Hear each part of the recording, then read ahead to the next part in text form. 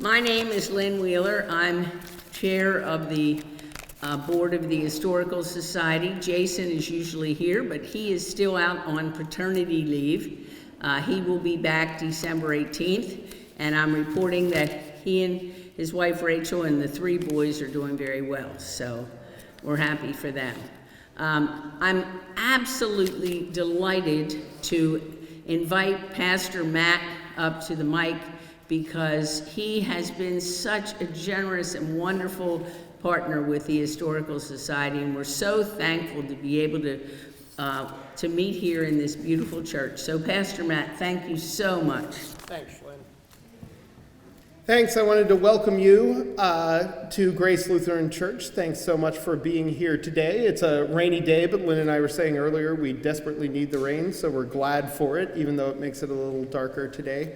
Happy Thanksgiving to all of you, and I'm so grateful for your support of our feeding ministries and of feeding ministry here in Carroll County. So thank you so much for that. Have a blessed Thanksgiving, and we'll look forward to seeing you all again soon. Thank you, Pastor Matt. He's also an IT whiz, for which we're very thankful. I just want to make a few announcements.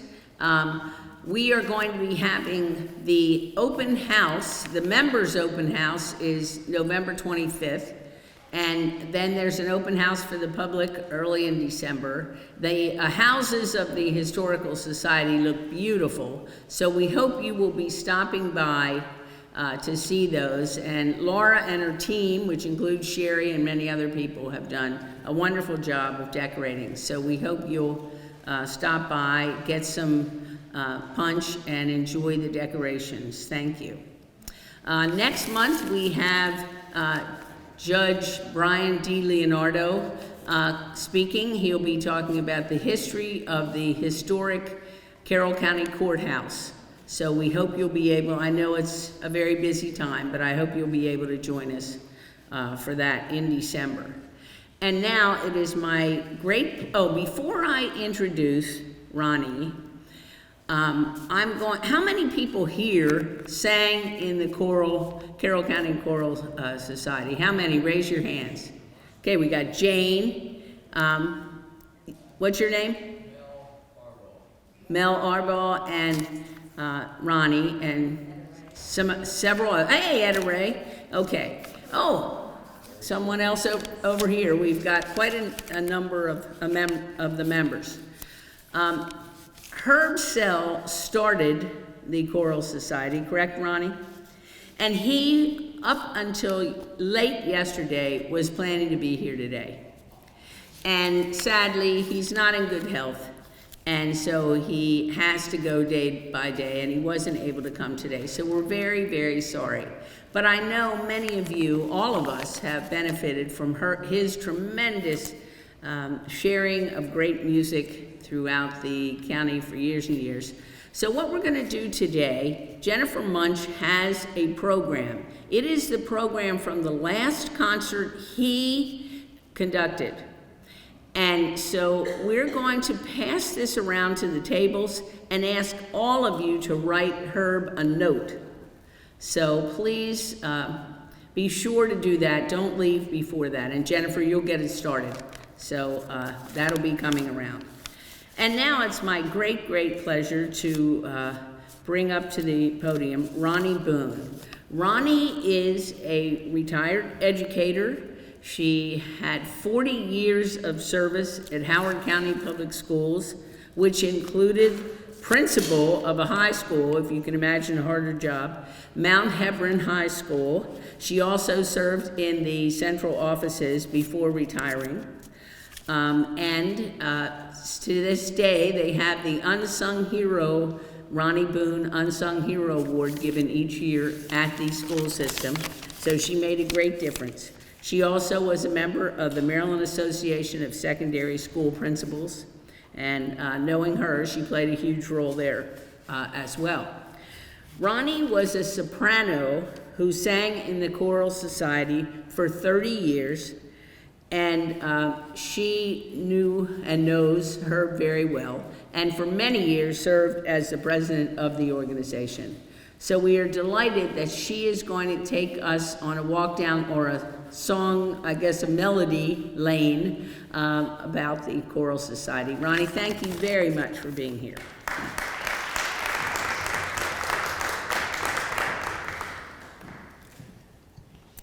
Thank you, Lynn. Hello. Thank you all for being here today. I am, as Lynn said, Ronnie Bohn. I'm a past president of the board of directors of the Carroll County Choral Society. There are many different types of music groups. Some groups sing classical, some religious, some barbershop, some gospel. In fact, all of these groups present opportunities for Carroll County singer involvement. The Carroll County Choral Society, however, entertained audiences for 34 years with a variety of music styles, even pieces that would have been done by some of these other groups. It's difficult to put a label on the kind of music we sang. I can just tell you that it brought joy to the listeners and great fun to the performers. But let's begin by looking at the prequel to our story. The Westminster Community Chorus sang together from 1947 until March 1955. They performed their concerts at Westminster High School, the old building on Longwell Avenue, and in total they gave 17 performances before they disbanded in 1955. Unfortunately, there seems to be very little history preserved on this group. But in 1970, 15 years after the Westminster Community Chorus disbanded, 4 of the former members had an idea. Now, they were a little older than these girls are pictured here, but they loved singing as much as these young girls demonstrate. And they wanted to sing with and for the community. They established and named their new group the Carroll County Choral Society. The legacy of Evelyn Moss, Arlene Myers, Grace Wine, and Betty Wise is the group that I speak of today. Before they could get started, though, they needed a director. So they spoke to a prospective director, and they landed the choral teacher at Westminster High School, Herbert J. This is from our 1968 yearbook, for those of you who graduated with me. And with that agreement, 34 years of history began. The first gathering of interested folks on September 29, 1970, brought out 75 people. Although people could come and go from semester to the next, depending on their other responsibilities, a few people were longtime members. And I'm disappointed today that we don't have Dolores Bankert with us. Dolores was a charter member, and she sang with us the entire 34 years. She did more than that, though. Dolores Bankert kept news clippings and pictures. She was our treasurer. She worked very closely with Director Herb, who stayed with the group also through the entire 34 years. And I can't begin to tell you how disappointed I am that he cannot be with us today. I had been privileged to sing with Mr. Sell in high school. When I came back to Westminster after graduating from college in 1972, my mother told me that he had a community singing group, and she suggested that I check it out. Check it out, I did, and I stayed for the final 32 years of the organization's existence. Slowly, I was able to begin calling him Herb. Over the years, the list of people singing and performing with us was a veritable list of who's who in Carroll County. Given the names, you would recognize many of them as professional, business, volunteer, church leaders, and public officials in Carroll County. Our group included professional musicians and amateur musicians from all walks of life. Everyone singing filled out an information sheet. This is the stack of sheets that we still have in our archives. So it gives you an idea of the people who came and went. Over the years, our concerts showcased a range of 49 to 114 singers. The fledgling group that Evelyn, Arlene, Grace, and Betty organized performed their first concert called simply Christmas. They were at Westminster High School on December the 8th, 1970.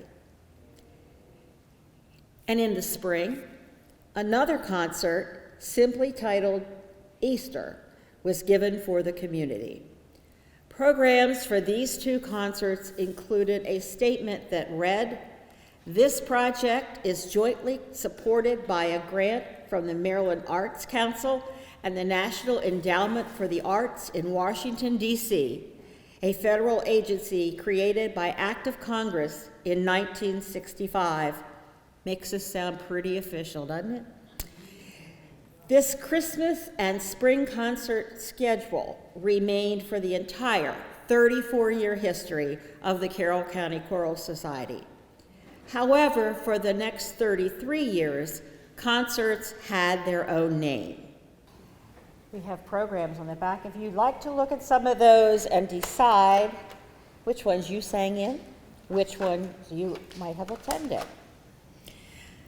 In 1973, just 3 years into our history, then Choral Society President Neil Herring arranged with WMAR-TV Channel 2 to tape and air a 1/2-hour Christmas program performed by the Carroll County Choral Society. Their studio was the largest of the 3 Baltimore TV stations, so they could accommodate our group. For 1973, 1974, 1975, the station presented these as a public service. The next Choral Society president, John McGrew, arranged sponsorships for the next 9 shows. Hans of Westminster sponsored shows 1976 through 1983. Hans and Carroll County Bank and Trust joined sponsorship in 1984. Yes, we went to Baltimore, we climbed up on risers in the TV studio, and we recorded all of those years. This ended when the TV station raised the sponsorship in 1985 to be 13 times the size of our first sponsorship. So it sort of was out of our league. But local station Prestige Cable did come to our concerts the next 4 years, taped the concerts, and they aired them locally. There are 2 anecdotes about our Christmas concerts. One, it is in 1978, WMAR also was televised in the Fiesta football game, and that game ran overtime. It ran overtime enough to cover up the first 19 minutes of our concert. We were only singing for 30, so they showed only the last 11 minutes of our performance. John McGrew, our president, took over and got some things done. He got the sponsorship fee reduced significantly, and the station aired our performance twice on Christmas Day. He meant business. And another funny thing, and I remember laughing about this many times over the past years, but in 1975, the TV Guide listed our program as being performed by the Carroll Country Chorus. Although our audience has told us for many years that we kicked off their Christmas season in style, people also turned out in force for our spring concerts. Each had a specific theme that represented and showcased the many and varied styles of music Herb so appreciated and enjoyed performing and directing. I could spend a good half hour on each of these concerts, but instead I'm going to highlight several of them. In 1975, we surprised the community. Did they really believe we could sing country songs? Well, we did. And I have to tell you, come to think of it, This was the Christmas following, the spring concert following the Christmas when they called us Carroll Country Chorus. So either WMAR or the TV Guide knew something that we didn't. Our concert included a quite big variety of tunes. We sang things from Shenandoah to Hank Williams' Hey Good Looking, from They Call the Wind Mariah to Take Me Home Country Roads. The ladies wore gingham dresses, and we all had lots of fun. In 1977, Jester Hairston, who by now had become a good friend of Herb Sell, joined the Choral Society on stage. The actor, music writer and arranger, popular music clinician, and storyteller directed us in 11 songs he had written or arranged. That year, there was only one other song on the program. It was almost all Mr. Hairston. His commentary made the evening complete. Jester returned in 1982. In the first half of that concert, we sang a variety of traditional and contemporary religious music, some quite upbeat. After intermission, Jester directed us in 7 songs, all of which he had either written or arranged. And of course, we finished with his rousing song, Amen. Around these parts, the name Herb Sell is synonymous with big band and jazz music. Concerts with that kind of music should have been expected of the Choral Society. The 1984 concert included lots of Hoagie Carmichael tunes, some Gershwin, some Duke Ellington. We sang In the Mood, Sentimental Journey, Mood Indigo, and Route 66. When we did more big band sounds in 1985, the Choral Society again sang Carmichael tunes, Ellington tunes, Pennsylvania 65000, On the Sunny Side of the Street, Take the A Train, and more.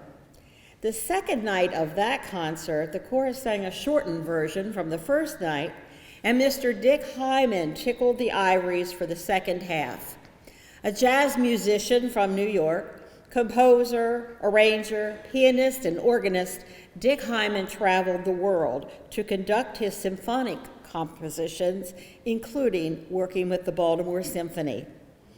Hearing him play shows you knew right away why Herb is a fan. The chorus returned to celebrate Irving Berlin in 1988 when Berlin turned 100 years old. In that concert, the chorus, small groups, soloists performed 47 Irving Berlin songs. And in 1989, the Night of Stars, things were different. These stars were all local. Many area musicians, known or taught by Herb, supplied accompaniment to the choral presentations. The first half ended with a choral and instrumental jazz session around Take the A Train, and the second half ended the same, but jamming this time to When the Saints Come Marching In. In 1992, Herb retired from 35 years of teaching, and we really thought he was going to retire from directing the Choral Society too. The retirement gave the Westminster Rotary Club, where Herb is an honorary member, the opportunity to join the Carroll County Choral Society to honor him. We celebrated Herb like crazy. The listing of songs being performed in that concert took 3 pages of the program. Singers had to put all their music into 2 folders so that they weren't trying to jam them all into one heavy one. The program booklet included 4 pages of tributes to Herb. Special presentations were made throughout the concert. We wrote special songs for the chorus, one to the tune of Hello Dolly, but calling it Hello Daddy, and our own lyrics to Thanks for the Memories. We had a big party at Frock's after the Tuesday concert. After the concert season, the board of directors and Herb came to an agreement that he would not leave the Choral Society. We got 12 more years of Herb's enthusiasm, piano playing, stories, music picks, and leadership. What a coup on our part. The 1993 concert was a tribute to the Civil War. It featured a troubadour, John Durant, and 4 Civil War reenactors. 1995 acknowledged the 50-year anniversary of the end of World War II, and our concert covered music from the war era. Wow, what a concert that was. 9 local musicians joined us. Our program was amazing. Full of solo musicians, solo singers, and huge performances by the chorus, this concert covered an enormous amount of music from 1939 to 1945. This was an emotional time period, an explosive time for new music, and our performances captured both. The program was packed, and the printed program took an extra sheet in order to list all of the music. In 1997, our concert of religious music ranged from standards like How Great Thou Art to more contemporary pieces like The King is Coming and Majesty. There were toe-tapping pieces, and we ended with Gene Frock playing along with us on When the Saints Come Marching In. George Gershwin was born in 1898, and in 1998, we celebrated his multiple accomplishments, covering his Broadway music, Hollywood music, and his significant piano contributions. Guest pianists included Dr. George Resch, Mike Billingsley, Dr. Ed Pond, Chris Whiteleather, and Dr. Arlene Hegemeyer. Westminster High School celebrated its centennial in the year 2000, and pictured here are the 3 buildings that housed the school through those ages. This was an absolutely huge concert. Graduates were invited back to perform. The concert featured music from every decade from 1900 to 2000. Even better, everyone who did anything special for or in the program played an instrument, sang a solo, printed the program, sponsored the tickets, made comments. Everyone had their Westminster High School graduation year noted in the program beside their contribution. There were 69 songs in that concert, and it was an incredible tribute to Westminster High School. Through the years, in 2003, included an eclectic collection of songs by Leonard Bernstein, George Gershwin, Duke Ellington, Irving Berlin, Hank Williams, and John Lennon. Performing and entertaining for the community was only part of the purpose of the Carroll County Choral Society. We also gave back to the community that supported us. We gave more than $26,000 to organizations shown here, and one that's not shown here, one of our earliest contributions went to something called Hope Incorporated, which I believe may have merged with some other agency, but it couldn't find a logo. Sometimes our concerts were held for specific organizations. Other times we shared our wealth where it was needed at the time. With our very varied types of music that seemed to appeal to just about everyone in some way at some time, I think we were seen as ambassadors of Carroll County and of Carroll County music. We were invited to sing a lot. Some local performances are listed here, and our ambassador status was recognized by the county commissioners, too. Some other special invitations to perform came in 1976 as the country and the county celebrated the bicentennial. You can see them listed here. But the highlight for us in 1976 was being chosen by the Governor of Maryland's special committee to represent the state on the day Maryland was saluted in Philadelphia's salute to the state. We loaded 3 buses on Friday, sang in the Bicentennial Pavilion at Independence Hall on Saturday, made some noise at the hotel Saturday night, and came home on Sunday. Family members were with us. It was a great time and an even greater honor. These pictures are not very good, but they show that we sang in Philadelphia as the only group representing the state of Maryland, and we thought it was a real feather in our cap. Herb Sell knows every musician in the area, and their talents always supplemented those of us singers. Take a minute to look at this list. These are instrumentalists that joined us. I probably missed one or here or there, but if you or a family member perform with us and the name isn't listed here, I do apologize. Take a minute to look at this list.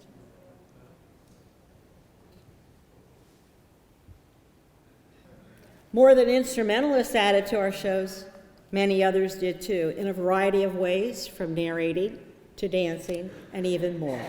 Again, I'm sorry if there's a missing name.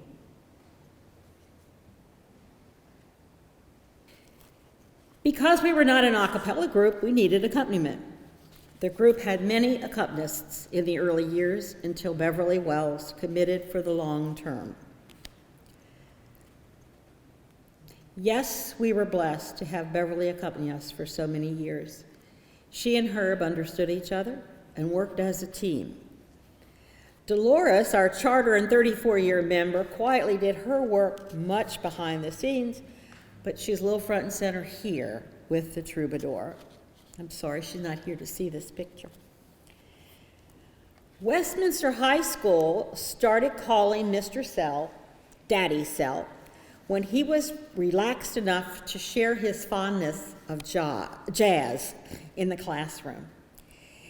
He called other kids Daddy in the cool cat hip jargon of the day, so the kids quickly adopted the name Daddy Sell. It is still used affectionately today. Regardless, as Joe Getty said in a newspaper article, Daddy Sell's Choral Society has enriched the culture of the county.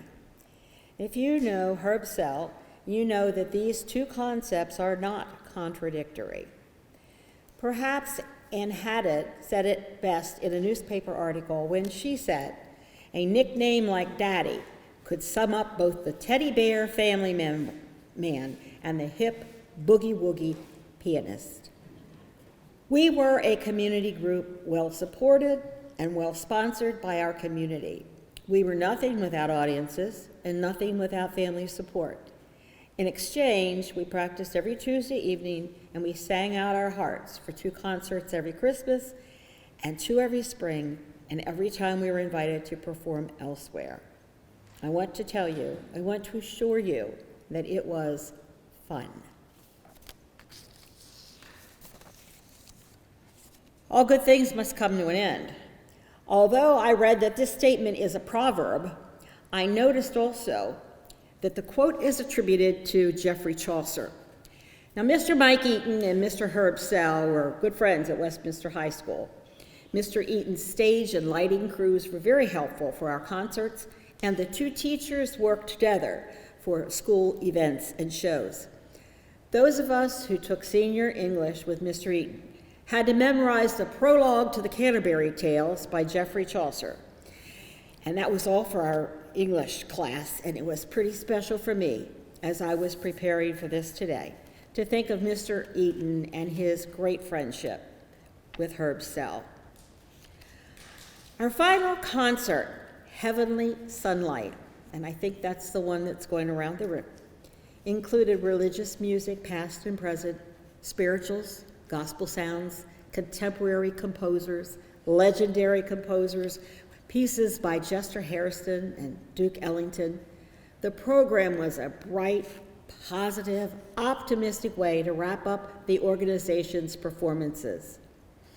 In March, a month before the final concert, I wrote a letter to the singers on behalf of the board of directors.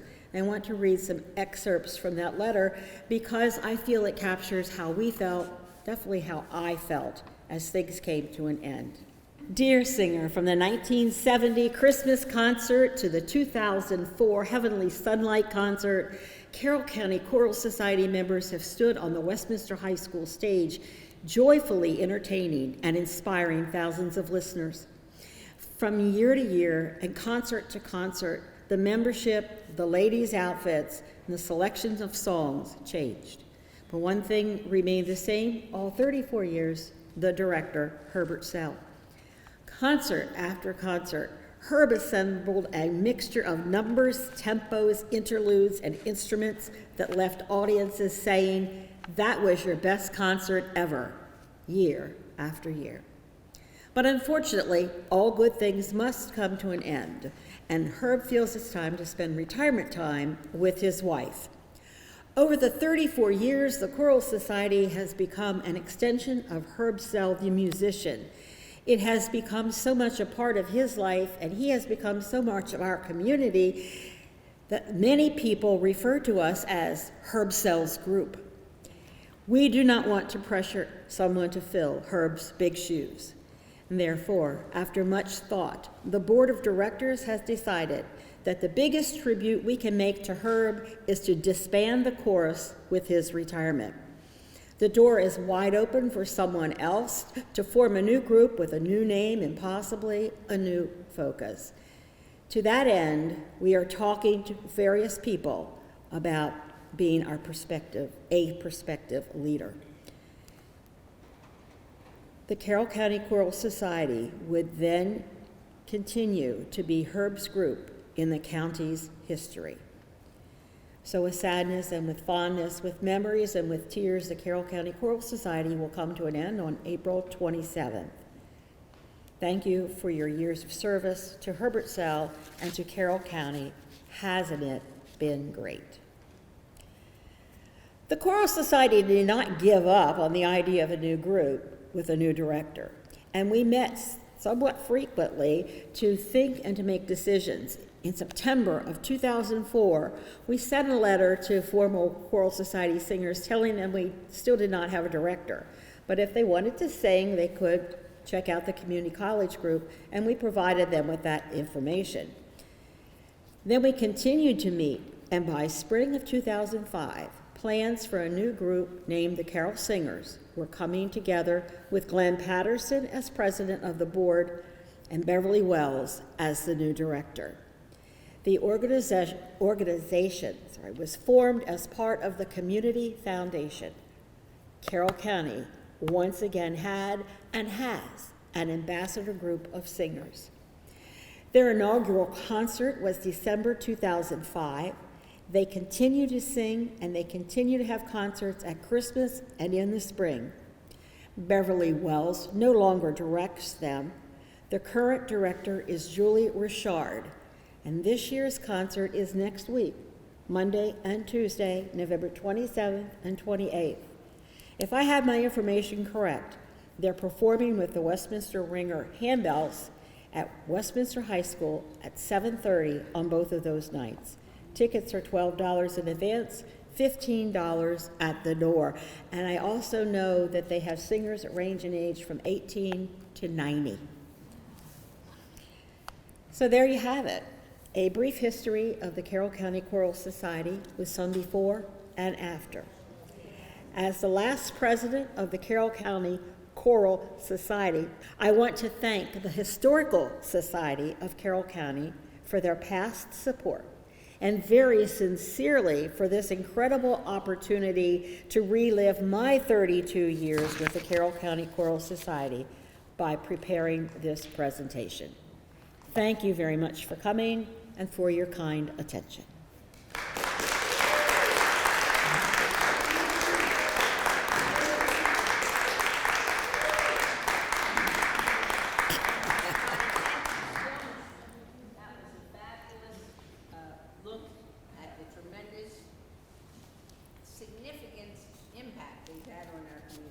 Absolutely. I'm going to pass this around so people can ask questions. Anybody who would like to ask a question? Raise your hand. Anyone? All right, you don't even have a comment, Galen?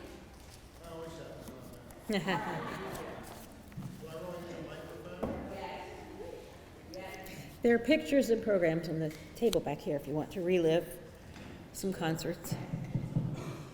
I just wanted to say that I was very fortunate, and a lot of us in this room were fortunate to be around Mr. Sell.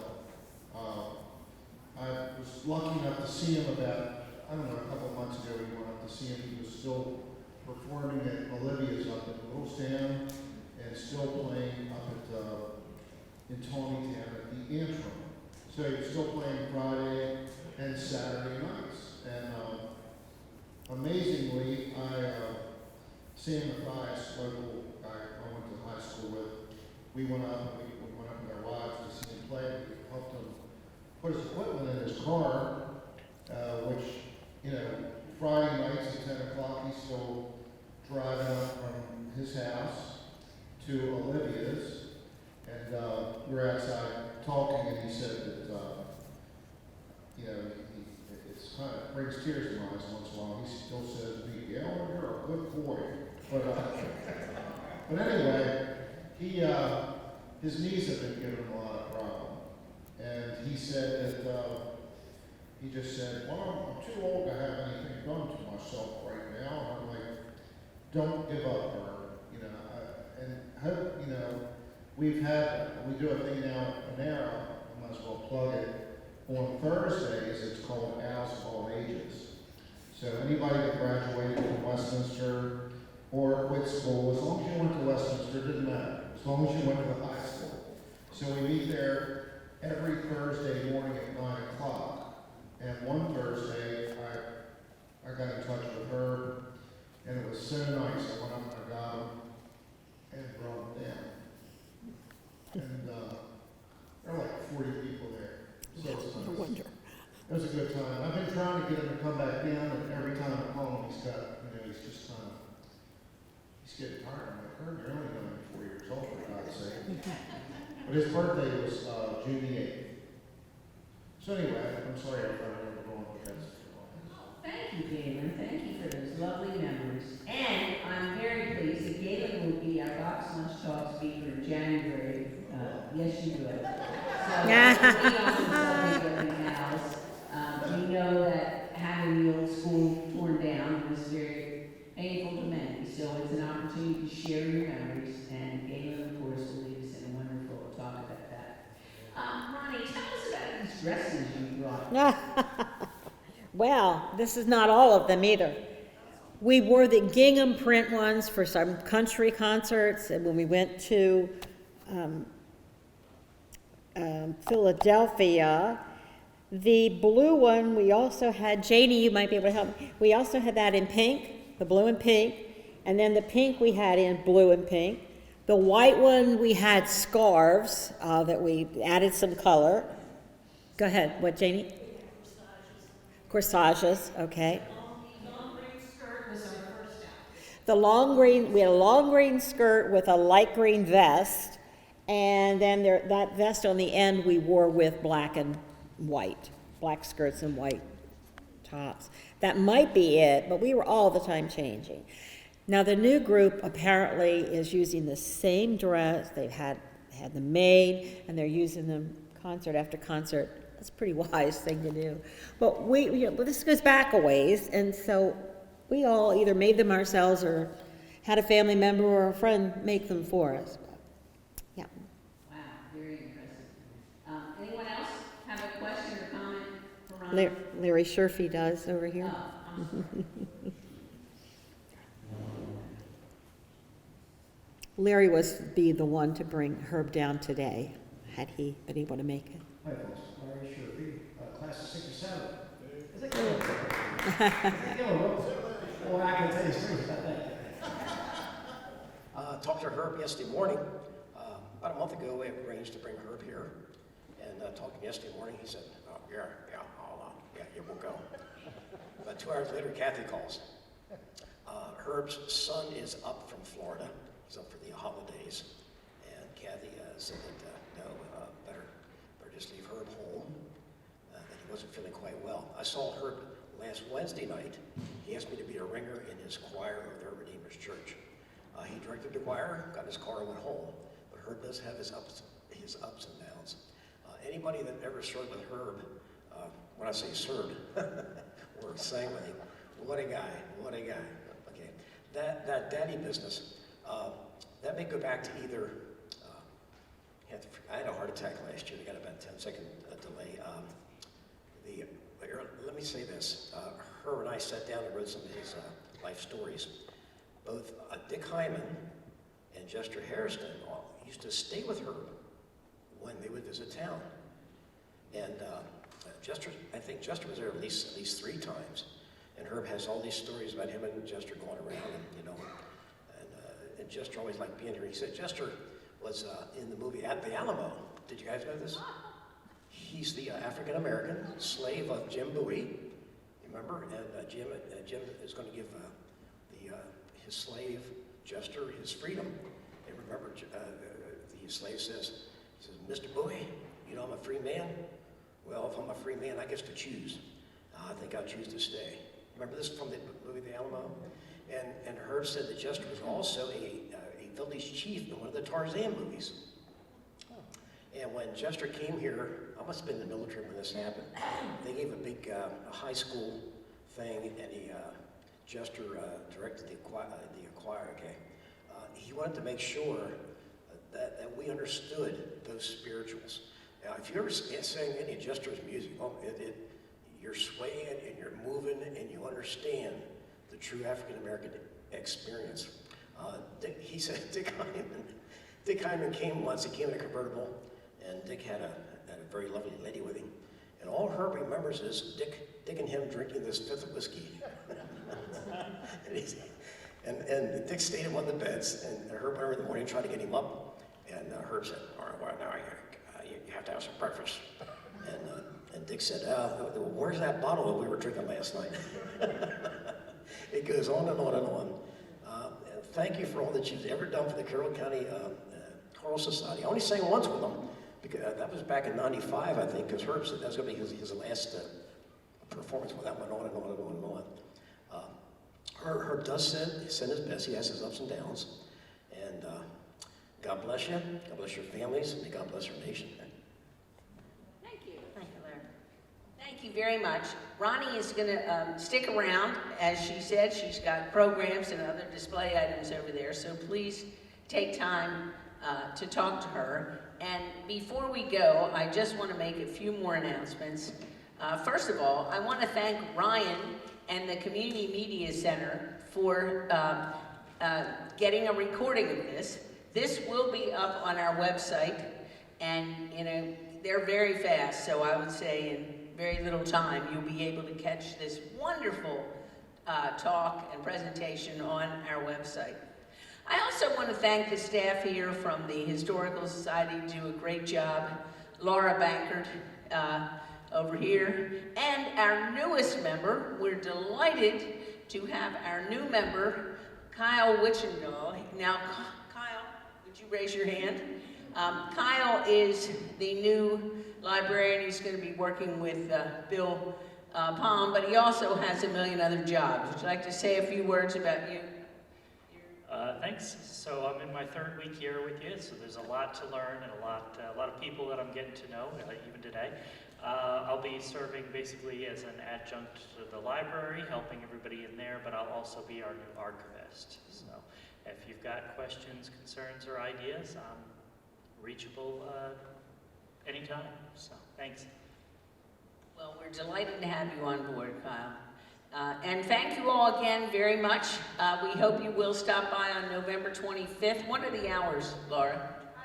10 to 2 on November 25th and 2 to 6 on December 2nd, so either one. For the open house, 10 to 2 on the 25th coming up. And we want to thank Sherry, who has been an unbelievable help in decorating and getting things. And you should see the Shellman House is unrecognizable due to her elbow grease. So, again, thank you all very much. Let's end with another round of applause for Ronnie, and then she'll join you at that table. Thank you.